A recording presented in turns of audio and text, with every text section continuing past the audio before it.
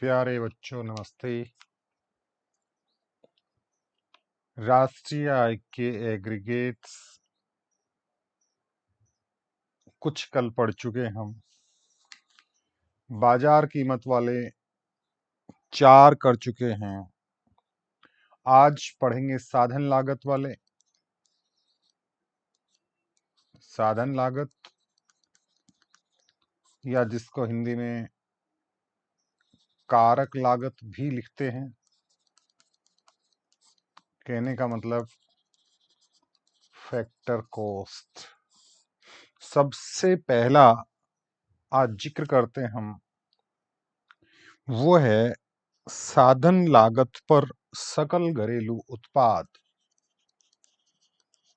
साधन लागत पर सकल घरेलू उत्पाद या कारक लागत पर सकल घरेलू उत्पाद GDP at factor cost FC लिखते हैं इसको। क्या है ये? फॉर्मूला की तरह से मत देखिएगा, एक बार इसके महत्व को समझिएगा, इसकी परिभाषा को समझिएगा, उसके बाद जो है इसके फॉर्मूला की तरफ बढ़ेंगे। साधन लागत पर है। कहने का मतलब एक देश की घरेलू सीमाओं एक देश की घरेलू सीमाओं एक लेखा वर्ष में उत्पादन के साधनों द्वारा जो भी अर्जित आय है उसको कहते हैं साधन लागत पर सकल घरेलू उत्पाद। उत्पादन के साधनों द्वारा, उत्पादन के साधन कौन सी आय अर्जित करते हैं? भूमि जो है वो लगान के रूप में अर्जित करती है। पूंजी जो है वो ब्याज के रूप में अर्जित करती है। लेबर आपका है वो मजदूरी के रूप में अर्जित करता है। और बाकी जो बचा हुआ है वो लाभ के रूप में अर्जित होता है। तो ये जो अर्जित आय है इसको हम कहते हैं साधन लागत पर सकल घरेलू उत्पाद। कहने का मतलब साधन लागत पर सकल घरेलू उत्पाद किसी देश की घरेलू सीमा में एक लेखा वर्ष में मजदूरी, लगान, ब्याज और लाभ के रूप में अर्जित आय है। और इसमें स्थायी पूंजी का उपभोग शामिल होता है। स्थायी पूंजी का उपभोग शामिल होता है। स्थायी पूंजी के उपभोग का मतलब समझे ना, टूट फूट घिसावट वगैरह जिसको हम डेप्रिसिएशन से लिखते थे वो भी इसमें शामिल है। क्यों? क्योंकि ये जो है वो आपका सकल घरेलू उत्पाद है। शुद्ध या निवल होता तो ये चीज शामिल नहीं होती। ये तो सीधी सीधी साधन लागत की बात करें। अब इसका कंपेयर अगर हम करें बाजार से, इसका कंपेयर हम बाजार से करें तो हम ये कहते हैं कि ये चीज साधन लागत वाली जब बाजार में जाएगी, जब बाजार में जाएगी तो इसमें से क्या घट जाएगा और क्या जुड़ जाएगा? इसमें टैक्स जुड़ जाता है। क्या जुड़ जाता है बेटा? टैक्स जुड़ जाता है। प्लस कौन सा टैक्स? Indirect tax. और सब्सिडी घट जाती है, सहायकी घट जाती है, सहायता घट जाती है। कहने का मतलब यूं लिख सकते हैं इसको हम कि GDP at market price is equal to GDP at factor cost. और इसमें क्या जुड़ गया? आईटी जुड़ गया और एस घट गया और इसके बराबर आ गया ये मार्केट प्राइस। और इसकी सहायता से ये ज्ञात करें तो उसमें आईटी माइनस हो जाएगा और एस प्लस हो जाएगा। ठीक है। और ये जो दोनों को जो अगर बात करें ना हम आईटी माइनस एस को कंबाइंड रूप से हम ये कह सकते हैं कि निवल या शुद्ध अप्रत्यक्ष कर। अगर कहीं शुद्ध अप्रत्यक्ष कर आ रहा है ना, तो इसका मतलब ये है कि आईटी और एस का डिफरेंस है। आईटी और एस का डिफरेंस है, दोनों का अंतर है। यानी निवल अप्रत्यक्ष कर में दोनों चीजें शामिल आ गई, उनको अलग अलग दिखाने की जरूरत नहीं है। तो ये तो है आपका साधन लागत पर सकल घरेलू उत्पाद। समझे? अब बात करते हैं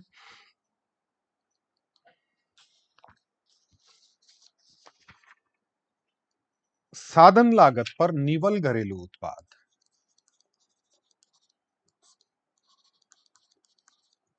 साधन लागत पर निवल घरेलू उत्पाद, यानी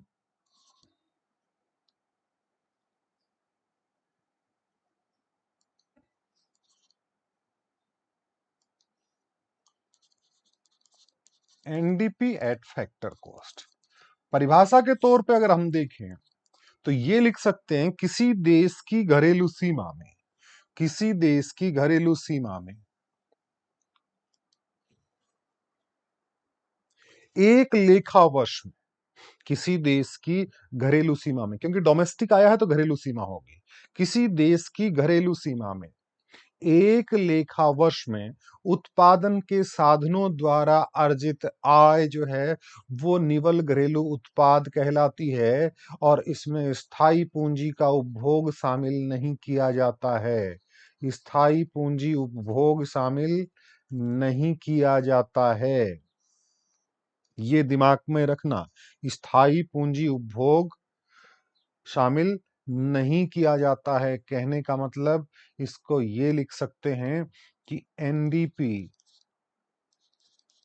eight factor cost is equal to, ये कह सकते हैं कि जीडीपी एट फैक्टर कॉस्ट, और इसमें से क्या घटा दें, स्थायी पूंजी का उपभोग, स्थायी पूंजी का उपभोग या मूल्यह्रास, टूट फूट वगैरह जो चीजें लिख रहे थे ना, वो वाली। यानी ये तो जीडीपी और एनडीपी के हिसाब से हमने इसको लिख लिया। लेकिन अगर इसी की तुलना हमें सारी चीजों को समझना पड़ेगा, केवल एक नहीं है, सारी चीजों को समझना पड़ेगा। अब हम साधन लागत पे बात कर रहे हैं, इसी को कंपेयर करके अगर हम बाजार कीमत से बात करें, बाजार कीमत से तुलना करेंगे, बाजार कीमत से तुलना करेंगे, यानी अगर ये जो एनडीपी एट फैक्टर कॉस्ट है ना, तो एनडीपी एट मार्केट प्राइस की बात करें, एनडीपी एट मार्केट प्राइस की बात करें, तो ये वाला जो है क्या है, ये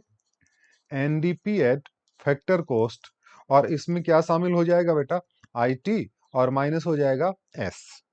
ये आपको बाजार कीमत से कंपेयर करके आएगा। और अगर इसी की सहायता से इसका मान निकालें हम, NDP at factor cost is equal to, तो ये जो है आईटी आपका माइनस हो जाएगा और एस जो है वो प्लस हो जाएगा।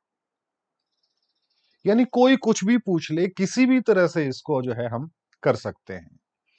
यानी अगर इससे कंपेयर करके पूछे, मान लो कोई सवाल न्यूमेरिकल ऐसा आ गया कि इन दोनों का कंपैरिजन पूछ लिया, तो आप इस तरह से कर दें। बाजार कीमत और साधन लागत, इसीलिए मैंने आपको पहले समझाया था कि ये कॉन्सेप्ट साधन लागत क्या है, बाजार कीमत क्या है, शुद्ध क्या है, सकल क्या है, इन चीजों के बारे में इसीलिए मैंने पहले क्लियर करवाया था। तो इसकी जो है कंपेयर दोनों तरह से हम कर सकते हैं, और डेफिनेशन मैंने आपको बता दी क्या है, कि एक देश की घरेलू सीमा में, क्योंकि घरेलू है तो घरेलू सीमा आएगा, एक देश की घरेलू सीमा में एक लेखा वर्ष में वहां के निवासियों द्वारा, और चूंकि घरेलू है इसलिए गैर निवासी भी शामिल होंगे। घरेलू में निवासी, सामान्य निवासी और गैर निवासी दोनों शामिल होते हैं, और राष्ट्रीय में ये घरेलू सीमा हट जाती है और वहां के सामान्य निवासी आ जाते हैं। ये चीज आपकी, ये है, दो चीजें हो गई आपकी, है ना बेटा। तीसरी बात करते हैं,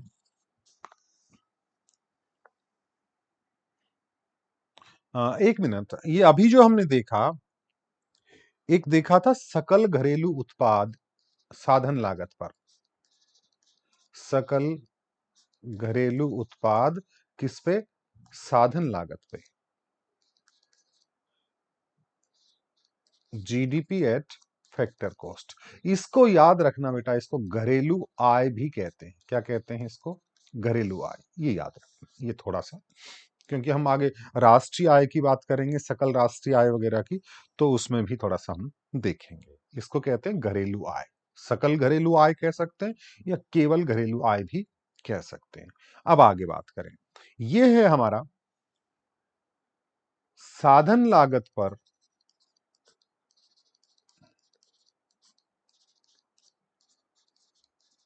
सकल राष्ट्रीय उत्पाद। साधन लागत पर सकल राष्ट्रीय उत्पाद यानी जीएनपी एट फैक्टर कॉस्ट। अब जीएनपी एट फैक्टर कॉस्ट है। डेफिनेशन की बात अगर हम करें तो हमारा राष्ट्रीय आया है ना, तो एक तो देश की घरेलू सीमा का जो है कॉन्सेप्ट वो खत्म हो जाएगा यहाँ पे। तब हम ये कह सकते हैं कि एक देश में एक वर्ष में, एक लेखा वर्ष में, वहां के सामान्य निवासियों द्वारा अर्जित आय, वहां पे सामान्य निवासियों द्वारा साधनों की जो अर्जित आय है, उसको हम साधन लागत पर सकल राष्ट्रीय उत्पाद कहते हैं। वो देश की सीमाओं में हो सकती है, वो देश की सीमाओं के बाहर भी हो सकती है। कौन शामिल होंगे इसमें? सामान्य निवासी, हमारे देश के सामान्य निवासी। सामान्य निवासी का मतलब जो बाहर कमा रहे हैं वो भी शामिल होंगे, यहां जो कमा रहे हैं वो भी शामिल होंगे। हालांकि यहां से बाहर जाके अगर कोई एक वर्ष से ज्यादा बाहर रह रहा है तो वो जो है वो वहां का सामान्य निवासी माना जाएगा, लेकिन अगर एक वर्ष से कम है तो वो हमारे यहाँ का सामान्य निवासी माना जाएगा। और इसकी अवधारणा को मैंने बहुत क्लियरली कर दिया था। तो ये हमने ये कहा कि एक लेखा वर्ष में, किसी देश में एक लेखा वर्ष में वहां के सामान्य निवासियों द्वारा जो कारक लागत आपको प्राप्त होती है या जो साधनों की आय प्राप्त होती है, उसको सकल राष्ट्रीय उत्पाद कहते हैं। और इसके अंदर क्या शामिल होता है? इसके अंदर स्थायी पूंजी का उपभोग शामिल होता है। स्थायी पूंजी का उपभोग शामिल होता है। ये बात दिमाग में आप रखना।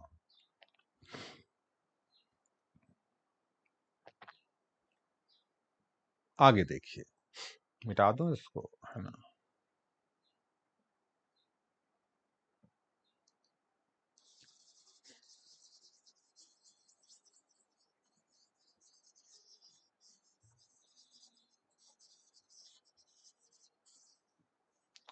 और अगर इसका कंपेयर हम करें जीडीपी एट फैक्टर कॉस्ट से, जीडीपी एट फैक्टर कॉस्ट से, तो ये जीडीपी, जीएनपी और ये जीडीपी, इसमें आपका डोमेस्टिक था, इसमें आपका नेशनल आ गया। नेशनल जो है ना, वो अवधारणा विस्तृत है इसकी तुलना में। इसमें देश की घरेलू सीमाओं में बंध गए हम इसमें देश की घरेलू सीमाओं में बंध गए। और ये मामला आता है नेशनल। इसका मतलब इसमें देश की सीमा से बाहर भी शामिल होगा, इसमें देश की सीमा से बाहर भी शामिल होगा। तो साथ में इसमें क्या जुड़ जाता है? विदेशों से प्राप्त शुद्ध साधन आय और जुड़ जाती है। इससे अगर हम कंपेयर करेंगे तो विदेशों से प्राप्त शुद्ध साधन आय और जुड़ जाती है, जिसको हम सिंपली एनएफआईए कहते हैं, net factor income from abroad. Net निकालेंगे इसका, यानी दोनों का अंतर कौन सा? जो यहां की आय है, हमारे निवासी दूसरे देशों से कमाते हैं वो, और वहां के निवासी यहां से ले जाते हैं वो, इन दोनों का जो डिफरेंस है वो एनएफआईए कहलाता है। और इसी की कंपेयर करें हम, अगर जीएनपी एट फैक्टर कॉस्ट जो है उसकी तुलना करें हम किससे? जीएनपी एट मार्केट प्राइस से। इससे भी तो कर सकते हैं ना। तो इसमें क्या होगा? इसमें जो होता है वो आपका इनडायरेक्ट टैक्स और सब्सिडी का होता है। तो मार्केट प्राइस जो है उसके बराबर क्या हो जाएगा? GNP at market price is equal to GNP at factor cost. और इसमें से इसमें आपका आईटी जुड़ जाएगा। फैक्टर कॉस्ट में टैक्स लगता है तभी तो बाजार में जाएगा ना, और ये एस घट जाएगा और इसका मान निकालेंगे तो ये उधर जाके घटेगा और ये जुड़ जाएगा। ठीक है बेटा, इसको कहते हैं सकल राष्ट्रीय आय। इसको क्या बोलते हैं? सकल राष्ट्रीय आय। अभी राष्ट्रीय आय नहीं आई है, इसको बोलते हैं सकल राष्ट्रीय आय या उत्पाद, एक ही बात है ना? अब आता है हमारा साधन लागत पर निवल राष्ट्रीय उत्पाद। साधन लागत पर निवल राष्ट्रीय उत्पाद, इसको लिख सकते हैं हम एनएनपी एट फैक्टर कॉस्ट। और इसको आगे करवाने से पहले मैं इसको ये लिख दूं कि इसको राष्ट्रीय आय भी कहते हैं, इसको नेशनल इनकम भी कहते हैं, एनएनपी एट फैक्टर कॉस्ट। देखिएगा जो अवधारणाएं हमने पढ़ी थी उन अवधारणाओं के आधार पर देखेंगे। निवल है, सीधी सी बात है कि इसके अंदर जो है टूट फूट और गिसावट शामिल नहीं होती है। राष्ट्रीय है, इसका मतलब देश की घरेलू सीमाओं की अवधारणा खत्म हो जाती है, घरेलू सीमाओं के अंदर भी और घरेलू सीमाओं से बाहर भी। कहने का मतलब इसमें एनएफआईए जुड़ेगा जुड़ेगा और जुड़ेगा। तो ये कह सकते हैं कि एक लेखा वर्ष में किसी देश में एक लेखा वर्ष में वहां के सामान्य निवासियों द्वारा जो कारक लागत या कारक आय प्राप्त की जाती है उसको हम साधन लागत पर शुद्ध राष्ट्रीय उत्पाद या निवल राष्ट्रीय उत्पाद कहते हैं। और इसमें स्थायी पूंजी का उपभोग शामिल नहीं होता है, इसमें स्थायी पूंजी का उपभोग शामिल नहीं होता है। यानी NNP at factor cost is equal to, ये कह सकते हैं हम, इससे पहले वाला जो देखा था ना हमने, क्या देखा था? जीएनपी एट जो फैक्टर कॉस्ट था, अगर उससे कंपेयर करें हम, जीएनपी एट फैक्टर कॉस्ट से कंपेयर करें तो देखिए ये एनएनपी है, इसमें नेट की अवधारणा है, इसमें ग्रोस की अवधारणा है, तो इसमें से क्या घटा देंगे? डेप्रिसिएशन घटा देंगे, तब जाके आपका एनएनपी एट फैक्टर कॉस्ट आएगा। और इसकी तुलना अगर हम मार्केट प्राइस से करें, इसकी तुलना मार्केट प्राइस से करें तो NNP at market price is equal to NNP at factor cost, और इसमें जुड़ जाएगा बेटा क्या? Income tax, sorry sorry sorry sorry sorry sorry, IT लिखा, इनडायरेक्ट टैक्स, और माइनस एस। और इसकी सहायता से इसका मान अगर हम निकालेंगे, एनएनपी एट फैक्टर कॉस्ट का मान निकालेंगे तो हो जाएगा एनएनपी एट फैक्टर कॉस्ट बराबर एनएनपी एट मार्केट प्राइस, और आईटी घट जाएगा और एस जुड़ जाएगा। ये हो गया आपका कारक लागत पर निवल राष्ट्रीय उत्पाद, या इसको कहते हैं राष्ट्रीय आय, नेशनल इनकम।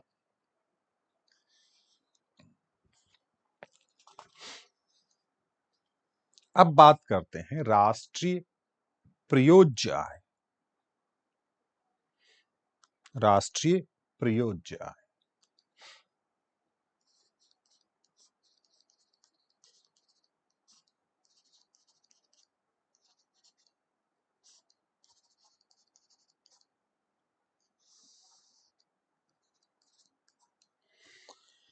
राष्ट्रीय प्रयोज्य आय का मतलब यह है कि किसी भी देश में राष्ट्रीय प्रयोज्य आय का कॉन्सेप्ट हमेशा बाजार कीमत पे होता है, ये दिमाग में रखना बेटा। आपको जो क्लास में पढ़ाया था उससे थोड़ा सा डीप जा रहा हूं। राष्ट्रीय प्रयोज्य आय का जो कॉन्सेप्ट होता है वो किस पे होता है? बाजार कीमत पर होता है। तो राष्ट्रीय प्रयोज्य आय का अभिप्राय है किसी देश की बाजार कीमत पर वो शुद्ध आय है जो देश को खर्च करने के लिए प्राप्त होती है, जो देश को खर्च करने के लिए प्राप्त होती है। यानी किसी देश की राष्ट्रीय प्रयोज्य आय, उस देश की, अगर हम इसको राष्ट्रीय प्रयोज्य आय को लिखूं मैं, राष्ट्रीय प्रयोज्य आय जो है उसको लिखें तो ये आपकी जो राष्ट्रीय आय है वो, साथ में आपका निवल अप्रत्यक्ष कर, देखिए इसमें आईटी वाईटी और वो सारा घट के निवल अप्रत्यक्ष कर वो जुड़ जाएगा। और एक चीज और जुड़ जाती है इसमें, शेष विश्व जो बचा है हमारा, शेष विश्व से प्राप्त चालू हस्तांतरण, वहां से जो हस्तांतरण आय प्राप्त होती है वो भी जुड़ जाएगा। निवल अप्रत्यक्ष कर जुड़ जाता है राष्ट्रीय आय में, और शेष विश्व से प्राप्त चालू हस्तांतरण जो है वो भी जुड़ जाते हैं। अब राष्ट्रीय प्रयोज्य आय की भी अवधारणाएं हैं, सकल और निवल। जो राष्ट्रीय प्रयोज्य आय है उसकी भी अवधारणाएं हैं, सकल और निवल। यानी ये कहें कि सकल राष्ट्रीय प्रयोज्य आय, सकल राष्ट्रीय प्रयोज्य आय, इसका मतलब उसमें टूट फूट घिसावट शामिल होती है ना सकल में, और निवल में वो घट जाती है। यहां पे अगर वहां पे किसी एक फर्म की बात थी, टूट फूट गिसावट जो है इस तरह की बात थी, लेकिन संपूर्ण अर्थव्यवस्था में अगर सारी अर्थव्यवस्था को जोड़ लें हम, गिसावट वगैरह, तो उसको कहते हैं पुनः स्थापना लागत। पुनः स्थापना लागत या स्थापन लागत भी कहते हैं, पुनः स्थापन लागत। यानी पूरी अर्थव्यवस्था की जो टूट फूट है, घिसावट है या आकस्मिक हानि जो है, उसको हम कहते हैं पुनः स्थापना लागत, पुनः स्थापन लागत, या करंट रिप्लेसमेंट कॉस्ट। क्या कहते हैं? Current replacement cost. ये आपकी सकल राष्ट्रीय प्रयोज्य आय में शामिल होती है और निवल जो है उसमें शामिल नहीं होती है। यानी सकल राष्ट्रीय प्रयोज्य आय में से पुनः स्थापन लागत घटा देंगे तो निवल राष्ट्रीय प्रयोज्य आय प्राप्त हो जाएगी। मैं केवल लिख रहा हूं, वो तो आप लिखेंगे ही लिखेंगे, जो मैं बोल रहा हूं उसको भी आप नोट कर ले। समझ में आ गई बात?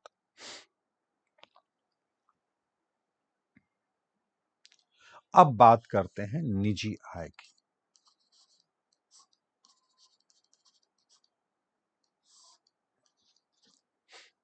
Just minute.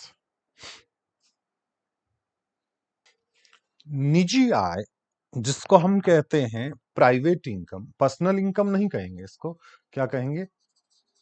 Private income. इसकी एक परिभाषा जो है वो आपकी जो सीएसओ ने दी है, केंद्रीय सांख्यिकी संगठन ने जो परिभाषा दी है, कि वो दी है कि निजी आय वह आय है, इसको लिख लीजिएगा, कि निजी आय वह आय है जो निजी क्षेत्र को, निजी क्षेत्र का मतलब ऐसे सेक्टर्स जिनका स्वामित्व जो है वो निजी हाथों में है, निजी क्षेत्र को सभी स्रोतों से प्राप्त आय, सभी स्रोतों से प्राप्त आय, कौन सी आय? साधन आय या कारक आय। सभी स्रोतों से प्राप्त आय तथा सरकार और शेष विश्व से प्राप्त हस्तांतरण भुगतान, शेष विश्व से प्राप्त हस्तांतरण भुगतान का जोड़ होती है।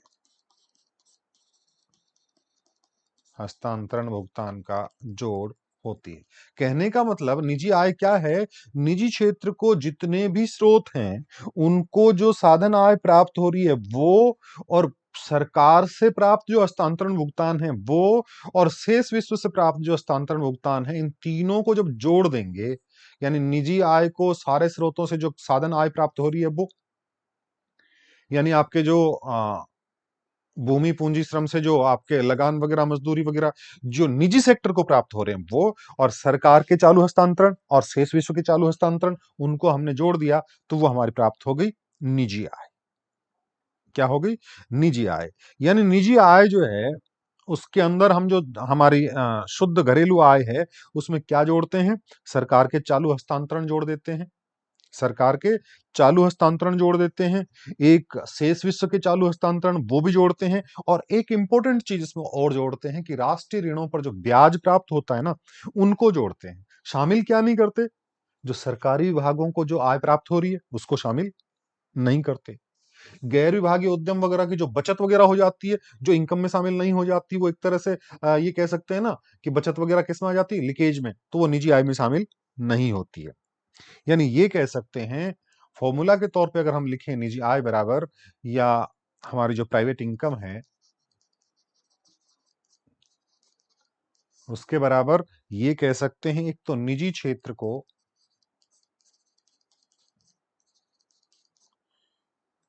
निवल घरेलू उत्पाद से प्राप्त आय, निवल घरेलू उत्पाद से प्राप्त आय, क्या जोड़ दिया, राष्ट्रीय ऋणों पर ब्याज, और क्या जोड़ दिया, सरकार के चालू हस्तांतरण, और क्या जोड़ दिया, शेष विश्व के चालू या वर्तमान हस्तांतरण भी कई बार लिखा जाता है, ये सारा कुछ जोड़ दिया। तो ये हो गया आपकी प्राइवेट इनकम। अब नेक्स्ट आता है व्यक्तिगत आय, जिसको हम कहते हैं पर्सनल इनकम। क्या कहते हैं बेटा, पर्सनल इनकम या व्यक्तिगत आय। प्राइवेट इनकम में निजी क्षेत्र की बात आई थी, व्यक्तिगत आय में वहां के व्यक्तियों को प्राप्त होने वाली, यानी व्यक्तिगत आय का मतलब किसी देश के व्यक्तियों द्वारा एक लेखा वर्ष में जितने भी उत्पादन के साधन थे, जितने भी स्रोत थे, उनके द्वारा प्राप्त साधन आय और जितने भी उनको हस्तांतरण भुगतान प्राप्त हो रहे हैं लोगों को, वहां पे निजी सेक्टर था और यहां पे व्यक्तियों को जितना भी प्राप्त हो रहा है उसको कहते हैं हम व्यक्तिगत आय कहते हैं। यानी व्यक्तिगत आय की सबसे बढ़िया परिभाषा जो है आधुनिक अर्थशास्त्रियों में नाम आता है। आधुनिक अर्थशास्त्र कौन कौन से हैं? कीन्स भाई साहब तो है ही हैं, बाकी पीटरसन का नाम आता है, फर्गूसन का नाम आता है, ये जितने भी सन जितने भी है ना, ये लगभग, सैमुअल्सन का नाम आता है, इनको तो नोबेल प्राइज भी मिला हुआ है।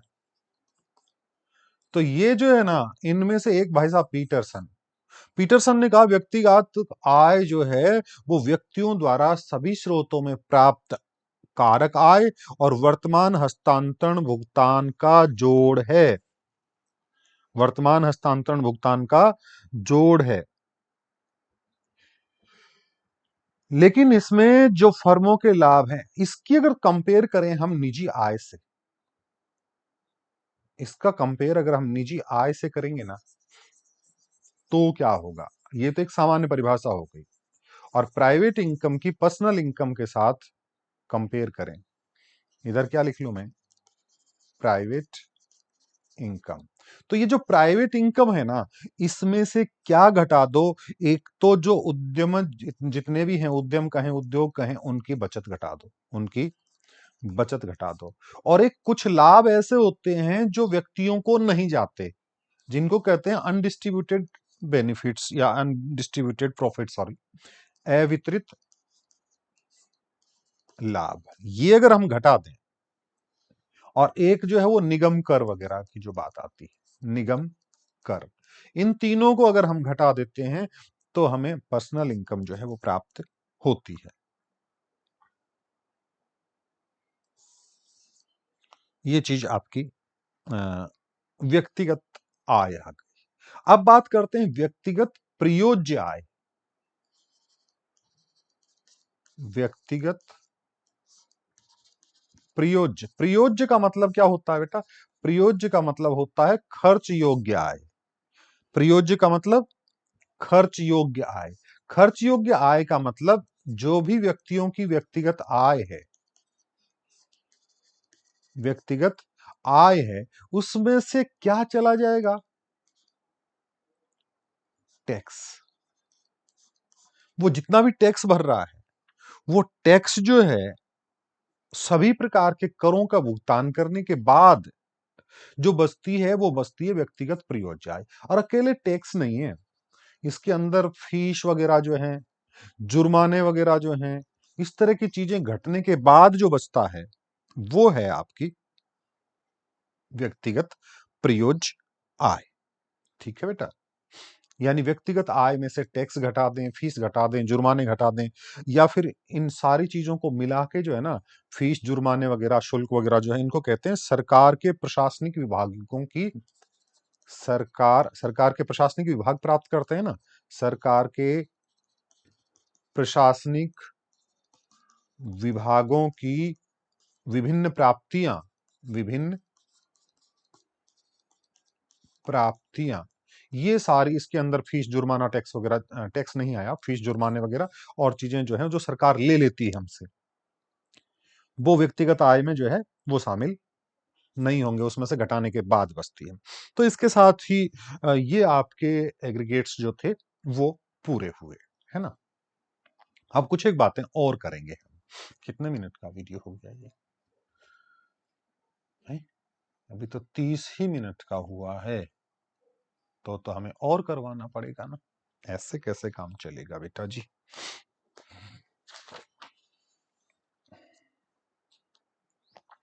अब इनमें कुछ अंतर है, उन अंतरों के बारे में मैं नहीं देखूंगा। चलो थोड़ा सा एक बार बात कर लेता हूं बिना लिखे। एक तो सबसे पहले इसने कहा कि बाजार कीमत पर जीडीपी और बाजार कीमत पर जीएनपी में अंतर। जीडीपी एट मार्केट प्राइस और जीएनपी एट मार्केट प्राइस, इन दोनों में क्या डिफरेंस है देखिएगा। डिफरेंस किसका? ये भी मार्केट प्राइस पे, ये मार्केट प्राइस पे। ये डोमेस्टिक है, ये नेशनल है। कहने का मतलब इसमें देश की घरेलू सीमा का प्रावधान है और इसमें घरेलू सीमा का प्रावधान नहीं है, पहला अंतर। इसमें घरेलू सीमा का प्रावधान नहीं है, इसमें देश के सामान्य निवासी भी आते हैं और गैर निवासी भी आते हैं, नॉन रेजिडेंट जिनको कहते हैं, और इसमें केवल सामान्य निवासी आएंगे, इसमें केवल सामान्य निवासी आएंगे। जस्ट मिनट, एक फोन आ रहा। इसमें सामान्य निवासी और गैर निवासी दोनों आएंगे, और इसमें सामान्य निवासी आएंगे केवल जो यहां पे काम करते हैं और जो बाहर काम करते हैं, वो घरेलू सीमा में और घरेलू सीमा से बाहर। और क्या हो सकता है? और ये हो सकता है कि इसमें जो है, और इसमें जब कंपेयर करेंगे तो एक चीज का और फर्क होता है, विदेशों से प्राप्त शुद्ध साधन आय का। यानी डोमेस्टिक में जब विदेशों से प्राप्त शुद्ध साधन आय जोड़ेंगे तब जो है आपकी जीएनपी प्राप्त होती है। और विदेशों से प्राप्त शुद्ध साधन आय अगर ज्यादा होगी, पॉजिटिव होगी, कहने का मतलब आने वाला धन जो है वो ज्यादा होगा, जाने वाला कम होगा, तो जीएनपी ज्यादा होगी, जीडीपी कम होगी। और ये नेगेटिव होगा, तब जीडीपी ज्यादा होगी और ये कम हो जाएगा। ये चीज है। तो इन अंतरों को आप देख लेना एक बार।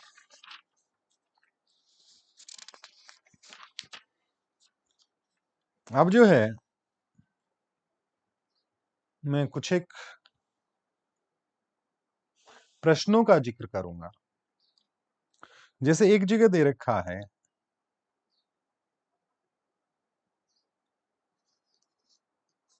शुद्ध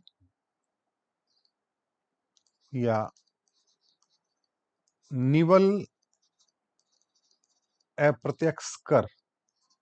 निवल अप्रत्यक्ष कर आया ना, इसका मतलब ये है आईटी माइनस एस। क्या है? आईटी माइनस एस पूरा है। इसमें दे रखा है 100 करोड़। ठीक है। स्थाई पूंजी का उपभोग, जिसको मैं डीपी लिख दूं सीधा, डेप्रिसिएशन, वो है बेटा आपका 200 करोड़। फिर है कर्मचारियों का पारिश्रमिक, कर्मचारियों का पारिश्रमिक, वो है आपका 2000 करोड़। एक है प्रचालन अधिशेष,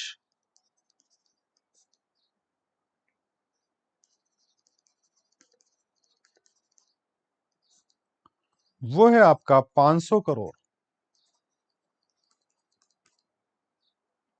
एक है स्वरोजगार प्राप्त। देखिए, ये बहुत डीप कॉन्सेप्ट आएंगे अब।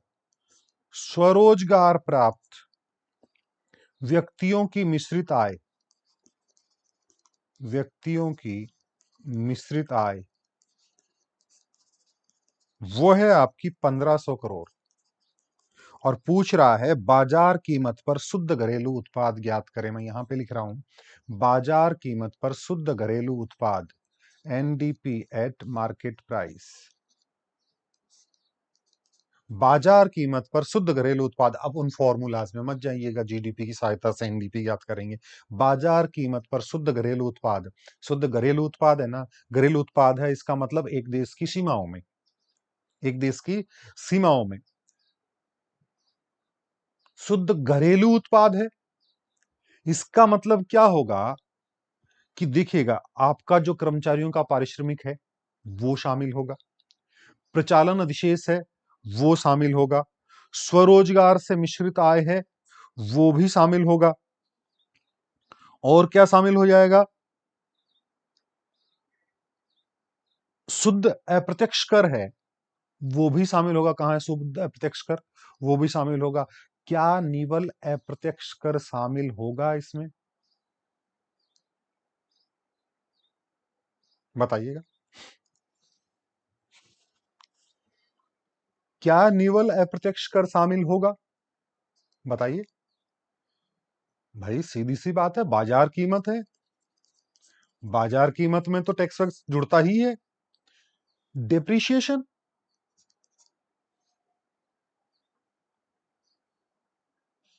एक मिनट देखिएगा, हमने कहा कि इसकी सहायता से ज्ञात करना है शुद्ध घरेलू उत्पाद एनडीपी एट मार्केट प्राइस ज्ञात करना है। तो एनडीपी एट मार्केट प्राइस में क्या चीजें जो है शामिल आपकी होती, एन है, इसका मतलब डेप्रिशिएशन जो है वो शामिल नहीं होता है। अब इसमें नई बात क्या आ रही है, कौन सी चीज आपको आपको लगता है कि ये चीज जुड़ जाएगी, ये चीज जुड़ जाएगी, स्वरोजगार से प्राप्त मिश्रित आय ये जुड़ जाएगी, और एक कहां था निवल अप्रत्यक्ष कर ये जुड़ जाएगा, क्या ये घट जाएगी,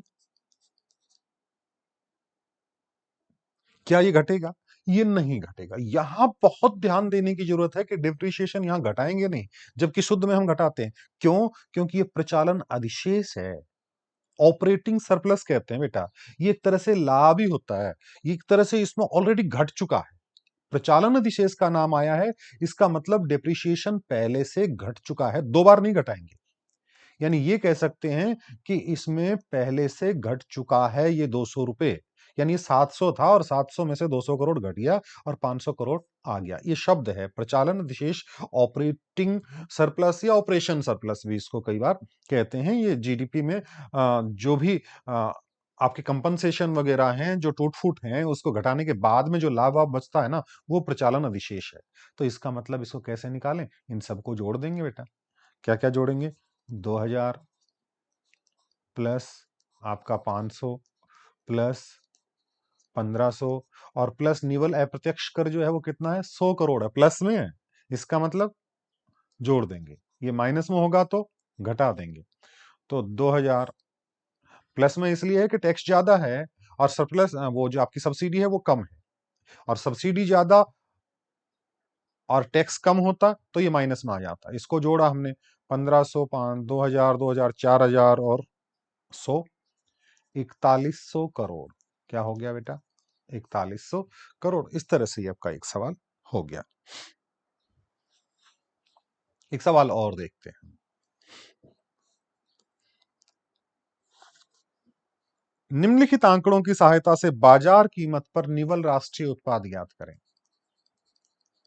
एनएनपी एट मार्केट प्राइस ज्ञात करें। क्या दे रखा है, एक तो साधन लागत पर,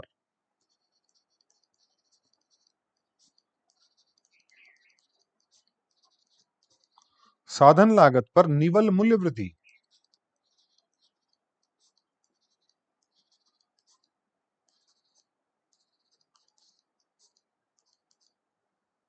प्राथमिक क्षेत्र की अलग अलग दे दी। कौन से सेक्टर की, मूल्य वृद्धि का मतलब एक तरह से उत्पादन ही है। ये कितनी है, 60,000 करोड़ है बेटा, कितनी है, 60,000 करोड़। और इसी तरह से साधन लागत पर सेकेंडरी जो सेक्टर है आपका, ये प्राथमिक क्षेत्र का था, और द्वितीय क्षेत्र की जो मूल्य वृद्धि है वो बेटा दे रखी है 40,000 करोड़। कितनी है? 40,000 करोड़। फिर इसी तरह से टर्सरी सेक्टर की भी दे रखी है इसने, तृतीय क्षेत्र जो है वो दे रखी है, वो दे रखी है आपकी 30,000 करोड़। 30,000 करोड़। फिर दे रखा है निवल अप्रत्यक्ष कर,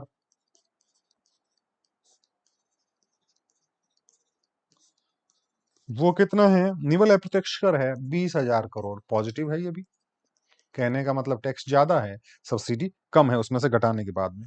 फिर एनएफआईए दे रखा है, एनएफआईए का मतलब इसमें दे रखा है -5,000। और जो है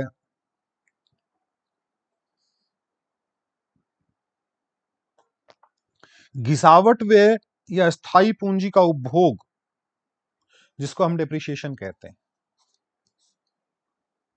जिसको हम क्या कहते हैं?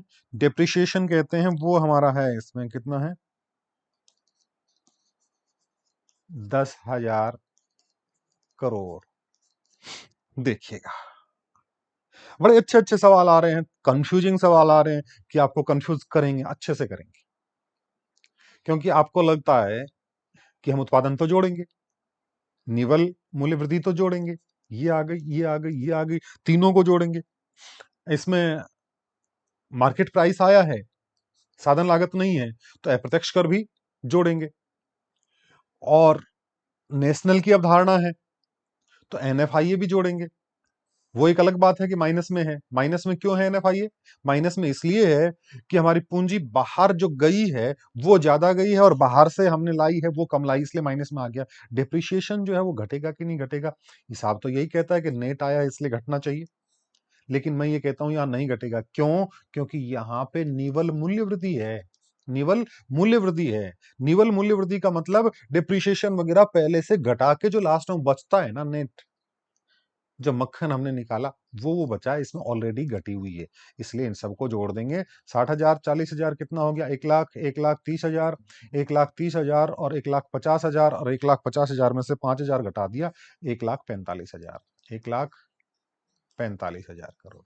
ठीक है बेटा, बस मैं इतना ही करवाऊंगा। बाकी सवाल जो है मैं आपको पीडीएफ जो है उसको भेज दूंगा आपके ग्रुप में, आप उनको सॉल्व करने की कोशिश करना।